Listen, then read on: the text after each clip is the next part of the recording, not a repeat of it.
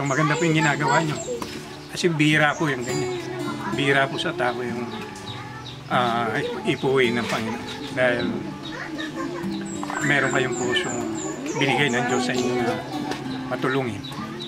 So isa po kayo doon na tumanggap ng pagmamahal ng Panginoon.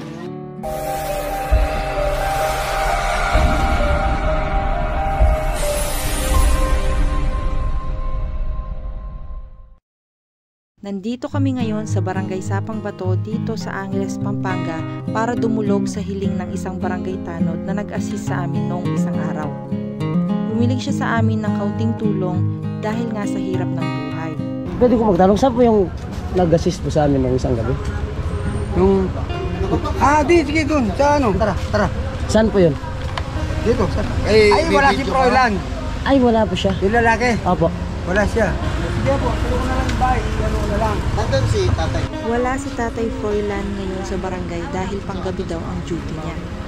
Sabi sa amin ng isang barangay tanod, sa umaga daw ay nagko-construction si Tatay Froilan at sa gabi naman ay nag-duty siya bilang barangay tanod. Hindi biro ang trabaho ng mga barangay tanod. Sila ay tumutulong sa pagpapanatili ng kapayapaan at kaayusan sa kani-kanilang barangay. Nagsasagawa sila ng patrolya at pagmamatsyag sa barangay. Tumutulong sa pagpapatupad ng mga batas, ordinansa at regulasyon ng isang barangay. Tumutulong din sila sa panahon ng mga emergency, pandemic at kalamidad. Sumusuporta din sila sa lokal na pulisya sa pagpigil at pagkontrol ng krimen. Ang mga barangay tanod ay karaniwang tumatanggap ng maliit na honorarium o allowance. Kano naman po yung allowance dito? Sandaan araw-araw. Yun na yung honorarium mo. Sa isang buwan? Oh, hindi talaga kasya. Oo, hindi kaya kung 3,000. 3,000 ka. At sa isang buwan. Pagkatapos maituro sa amin ang direksyon ng bahay ni Tatay Froilan, ay umalis na kami, pero bago kami dumiretso sa kanilang bahay, ay nanonood na kami ng kaunting grocery para sa kanyang bahay. So bibilahan mo namin sa tatay ng konting grocery ngayon. So dito kami malapit sa, saan na ba ito? Sapang Bato. Oh, yes. Yan, titingin kami ng mga pwedeng bilhin. Like mga delata, mga noodles, bigas, mga ganyan. Kailangan ba? So, surprise ngayon si tatay.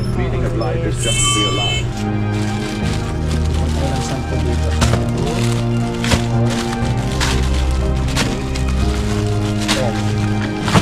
Tapos, ano pa? Tapos, dito. That iba-iba din yung piliin natin para may choices si tatay, diba? Merong sardinas, merong corn beef, merong para maiba, para may spicy, tas merong hindi spicy. Iba-iba dapat, merong menudo, caldereta, may isa. Papaitong apritada. Yun, marami na Ano pa?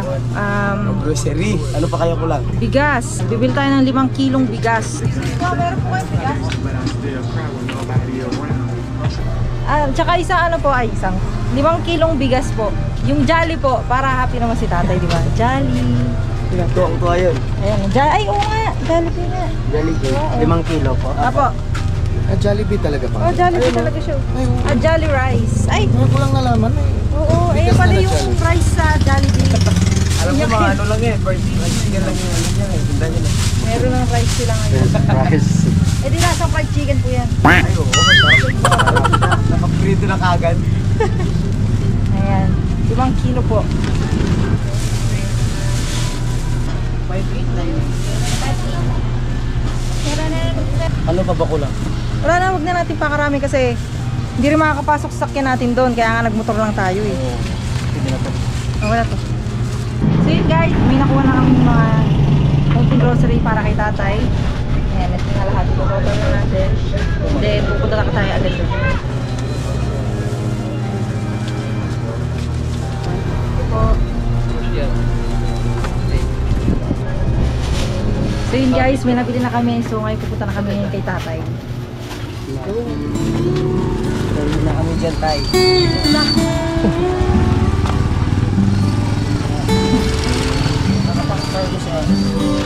guys, delikado talaga yung daan namin, no? Tignan mo dito sa kabila, ilog. Ay, ilog. Uy, dandan kuya. Pag hulog mo yan, diretso ka sa ilog talaga. Talaga siya sakyan. Oo. Kaya mas mabuting motor na lang yung ano. Ay, yung tricycle. Dito pa lang din nakasya yung gulong dito. Gulong mo tayo. Oo, ang laki ng gulong nun. Ay, gusto ko. Sige, diretso pa kuya. Tapos mabato Ayun, pa yung... ayun oh. Ayun yung ba, ano niya, daanan na kawayan. Ayun yung sinasabing kulay na kahoy. Oo. Dito na tayo? Yan, Dito oo. na. Wait lang. Dandan kuya, Wag baba, muna, wait baba, lang. wait lang. Baka mag-slide tayo, diretso tayo sa sapa. Delikado dyan. Ito na pala. Yun ang kahoy na. Ito yung delikado na pag lumalaki yung ilog dito. Tumataas yung Oo, tubig. ganda no. Ay tumataas pala. Lumalaki yung tubig. Tumataas yung tubig. Hello po. Hello po. Ay, ang daming bata.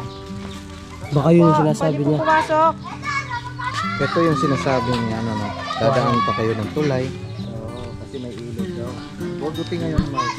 Mababa. Dahil wala pa ulan. Uy, ang dulos. Wait lang. Kawawa lang dito yung mga residente pag tumaas talaga yung ano dito. Noon kasi pag tumataas yung tubig dito, yung mga bahay dyan talagang nagigiba. Kaya nakakatakot din dito sa side ng ilog. Madulas yung gulay. Tanong natin kung nandiyan si tatay. Ay, ito pala yung anak niya. Nasaan, ay, nandiyan kasama niyo po yung mama niyo. Opo, mama po namin. Hello po. Magandang hapon po. Hello po! Okay lang po yan. Magandang hapon po. Hello. Ganggang! Ayan, ito yung bahay nila, Tatay Froilan, at dito nakatira yung asawa niya, no?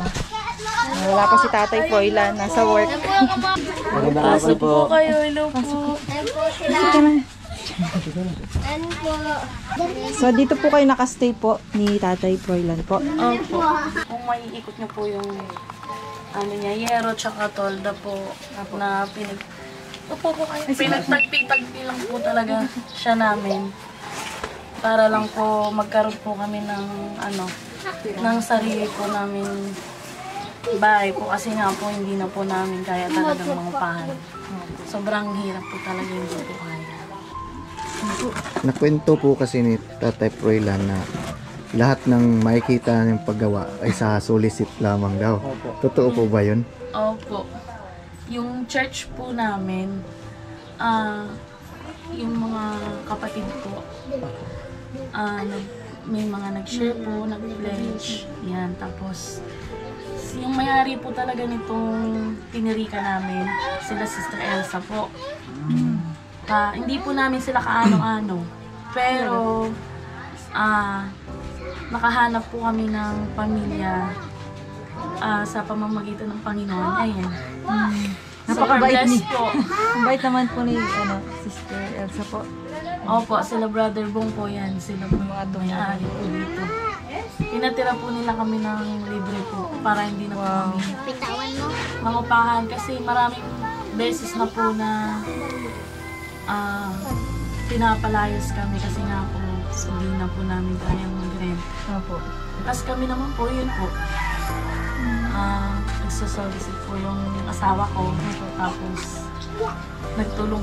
Yung si Brother Bong po, tumulong po. Kumuha po kami ng kawayan sa bukid. Doon po sa Diyan lang po bundok kayo. Diyan lang po kayo. Ang mga materials. Opo. Tapos yung iba po, yung mga pako, yung mga ano, sa mga tulong po ng ibang kapatid po, yung mga hollow blocks. Ang galing na. Tulungan po talaga para sa inyo din po. No? Opo, yun po. Bukod po sa trabaho po ni Tatay Froilan po sa barangay, ano pa po yung trabaho po ni Tatay? Ano po, ngayon po, nakapasok po siya sa construction worker. Ano po, dati po, nagko-construction po talaga siya, pero matagal po siyang nag-stop kasi nga po, yung edad niya din po, medyo tumatanda na, tapos lagi pong mataas yung BP niya. Ayun. Sa dati pong pinagtatrabahuan niya, pina-stop po siya kasi nga po yung BP niya sobrang taas. Ngayon po, napilitan po ulit siyang mag-construction kasi nga po sobrang gipit po talaga kami. Dumadating po talaga sa punto na As in, wala po talaga yung tipong hahanapin mo pa yung pagkain niyo po, yung ganun po. Kaya napilitan po siya. Papasok po siya ng construction pag-araw. Tapos pag-gabi po, Doon po siya sa barangay naman po siya. Wala na siyang pahinga niyan, ma'am. Kaya nga po, paano po yung pagtulog? Ano or po, Lalong tataas yung dugo. pag, Po, delikado po yun sa ano? pag po sobrang pagod siya, hindi po siya nag-duty sa Lang- barangay. Sa barangay. Kayo po, meron po ba kayong work? Ano po pinagkakaabalahan dito Ako po, extra po, on-call po dyan sa may Clark. Tapos, ngayon po, nag-apply po ako sa PSA. Pero magti-training pa lang po ako niyan itong Lunes. Yun nga po, para makatulong din. Pero, yung PSA po kasi kapag nagtrabaho ka, pag matapos pa yung pagsisensus doon ka pa lang po talaga makakasahod. Dati na rin po kasi akong nag-census dyan kaya nag-apply po ulit ako ngayon. Pero magte-training pa lang po ako niyan sa Lunes. Parang maraming bata sa bahay ninyo. Anak niyo po lahat ito? Hindi po. Silang tatlo po. Tatlo po. Grade 7 na po siya. Ngayong year po, grade 2 po, tas grade 1. Mga Buti naman at nag-aaral din lahat. Oo. Opo, pinagsusumikapan po namin. Ngayon po kaya talagang sumikap po siyang makapasok kasi nga syempre po, pasukan na rin po. pasukan na po, bilihan na naman po ng mga School supplies. gamit. Kaya yan po. Sa trabaho po ni tatay na dalawa, sumasapat po ba sa pang-araw-araw o Yung totoo po, hindi po talaga. Sobrang mahal po ng bilihin. Opo, tama. Tapos, nag-start po kasi siyang pumasok dyan sa construction. Kasi wala po talaga. Hindi naman po agad pag pumasok ka sa construction, agad naman pong sasahod agad din. Pupondo po, tas yung problema po, yung binabaon niya araw-araw. Sinusurvive lang po talaga namin. Kanina po yung baon niya, yung chichirya na Big Boy, tsaka sardinas po. Pero masipag po talaga kasi siya eh. Wala po sa kanya yung Pagod pa. ano po yung babaunin niya, kahit toyo tsaka itlog. Basta po, nagtatrabaho po, pasok po siya. saan po kayo natutulog niyan, ma'am? Parang napansin ko, parang walang kwarto. Meron po siyang maliit po dito. Ginawan po Pwede po namin. natin pasukin. Sige po. Pasok po. First. Meron po siya. Nakasya po po kayo dyan? Ito yung room nila. Pinagkakasya na lang po. Dito po yung panganay po namin. Siya po. Tapos kami po dong 4. Pag nagjo-duty po si Froilan ng gabi, dito po kami natutulog lahat. Pag naman po nagjo-duty siya, dito po yung panganay ko kasi hindi po kami kasya doon. Kumusta naman sa pag-aaral niya? Okay naman. Mag-aral Masaya mabuti. Hindi ka ba, minsan, nakikita mo ba si mama, si papa, nahihirapan? Anong parang gusto mong sana kaya kong gawin? Yun naisip mo. Oo. Minsan po naisip ko yung magtrabaho. Magkano po kung minsan nag-imagine ko. Mababait na bata, no? Kabait ni tatay. Sino yung maambong? Brother Bong po. Yung Oo. nagpatira po sa amin. Ayun si tatay. Ayun po. Oo. Sa barangay din po siya nagtatrabaho. Kita po namin siya doon. Parang may inaayos po ato dito. Yung sa kapatid po nila yan. Tay, pwede ba namin kayong ma-interview saglit? Saan po kayo nagkakilala ni Tatay Froilan? Opo. Sa sa church, kapatiran po namin sa Ano pong born again Christian. mm, Tapos po yung kumpare ko, pinasok ako sa sa barangay bilang tanod. Tapos naman po siya, sinama ko sa barangay. Baga po, in-apply ko para makapagtrabaho rin sa napakabuti niyo pong kapatid. Parang tinuring niyo na silang pamilya. So, ang pagkakaalam ko, pinatira niyo lang po sila dito ng libre. Opo. Ginawa ko pa po yung kanilang tira. Ah, ikaw pa mismo. Opo. Ginawa ko. Magtulong po kami, dalawa ni brother. Ginawa ko. Tirahan mo siya. Napakabait yun, tay. Hindi kayo magkadugo. Talagang, Ay, hindi po. Mabaga po, magkapatid lang kami sa pananampalataya. talagang nabubuklod ng Diyos ang kahit hindi magkadugo, no? Opo. Nagtutulungan. Napakaswerte ni Tatay Froilan na nakilala kayo at naging magkapatid sa simbahan. Kaya nung kaninang pumuraga kayo po, kami man, magkakasama, nagpapasalamat din kami dahil alam namin na kayo makakatulong sa kanya. So, sana matulungan si brother. Oo, yun nga po yung ano namin nung nalaman namin, kaya siya nagsabi na puntahan nyo naman kami. Kasi actually, ang tumutulong talaga yung mga followers namin. Opo, isama namin sa pananahin po yung group po ninyo. Ay, salamat po, tay. Lalo pa kayong pagpalain ng Panginoon. So maganda po yung ginagawa nyo. Naiiyak ka, tay. Masaya ka ba sa kapatid mo sa simbahan na Kasi bihira po yung ganyan. Bihira po sa tao yung ipuwi ng Panginoon. So kayo po nabibilas ako. Dahil meron kayong puso binigay ng Diyos sa inyo na matulungin. So yun po nabibilas ako. nadadala ko sa'yo, tay? Ako po sa ganyan, madali po akong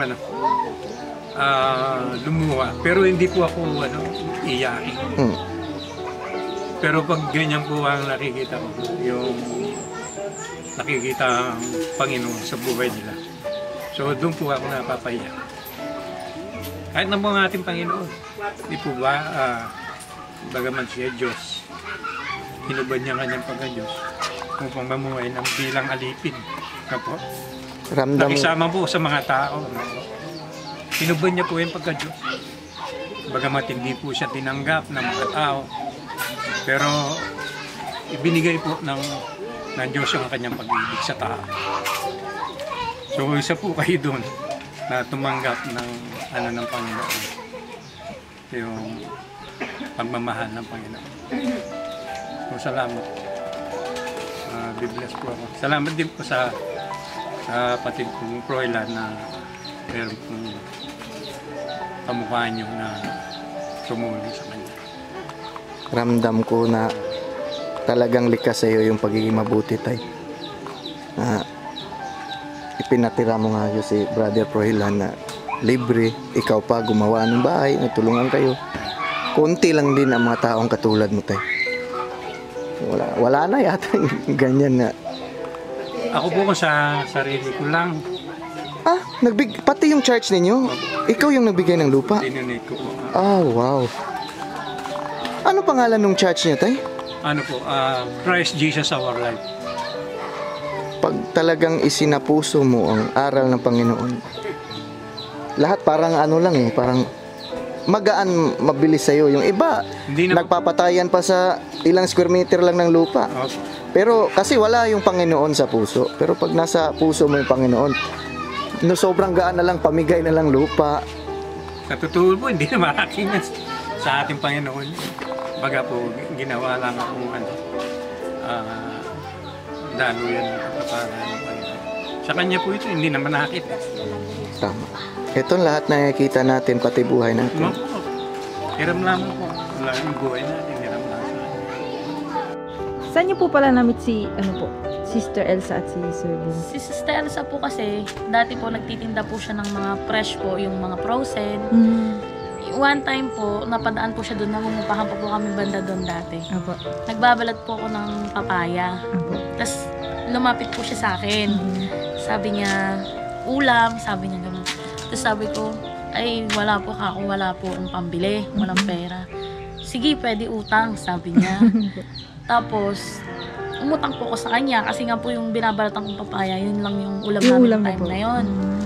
Sige, pwede utang, sabi niya. Tapos doon na po nag-start na tuwing sahod, nagbabayad ako, tapos pinapangutang niya kami Mga frozen. pagkain namin, o frozen, mga ganun.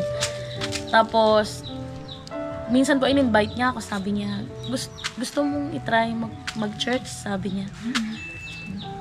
Parang naging kaibigan ko po siya. Dito po super blessed po kami kasi kahit sa mga kapatid po sa church, sila po. Sa pastor po namin, sobra pong maalalahanin sa amin. Kahit hindi po kami nagsasalita, alam po nila yung pangangailangan namin. Kusa po sila Opo, tumutulong. kusa pong tumutulong. So ito, ibigin namin guys. Grocery lang po yan. Sa mundo na puno ng iba't ibang hamon at pagsubok, ang pagtulong sa kapwa ay isang mahalagang aspeto ng ating pagkatao na hindi dapat kaligtaan. Ang simpleng gawain ito ay nagpapakita ng ating malasakit at pagmamahal sa ating kapwa-tao, na siyang nagiging daan upang mabuo ang isang makatao at mapagkalingang lipunan. Sa lahat po ng mga followers po natin dyan at nakakapanood po ng video nito, Sa may mabubuting kalooban at medyo nakakaluwag-iwag po dyan, maaari nyo pong ipaabot ang inyong tulong dito po sa number na nakalagay po sa itaas. Alec Charles Alberto. At kung gusto niyo po magpadala po ng kwarta padala po, dito rin po sa same number para po direktang maibot po sa kanila yung tulong po na i-send niyo po. Maraming salamat po. Thank you so much po. Maraming salamat. Pati po, sir, thank you po. Bless po. Salamat. maraming salamat po. Salamat din po sa mga kapatid natin na bukal sa puso ang pagtulong. Salamat po sa inyo. Maraming salamat. Thank you din po. God bless. Sa bawat pagkakataong tayo ay tumutulong, hindi lamang natin binabago ang buhay ng iba, kundi pati na rin ang ating sariling buhay. Ang mga simpleng gawa ng kabutihan ay nagiging inspirasyon upang lumikha ng isang magandang mundo para sa lahat. Masarap talaga na makatulong ka sa kapwa. Oo, tama. Kasi, di ba, at least nalaman din natin yung sitwasyon nila dito, mahirap, di ba? Tapos yung konting tulong natin like grocery sa bigas, masaya na sila, di ba? Oo, tuwang-tuwa na sila. Mga bata, kung makita mo nakasmile si ate. Yun din yung kinakatuwa ng puso ko, yung may napapasaya tayo ibang tao, di ba? Yung kahit konting tulong lang yung naibigay talaga natin, talaga mapapangiti mo sila, di ba? Tapos sobrang grateful, makikita mo sa mga mukha nila, di ba? Sobrang thankful. Hindi pa dito magtatapos ang pagkikita namin ni Tatay Froilan. Babalikan pa namin sa mga ibang araw pa. Yes, at dito na magtatapos ang aming vlog. At maraming salamat sa mga nanonood. God bless you all.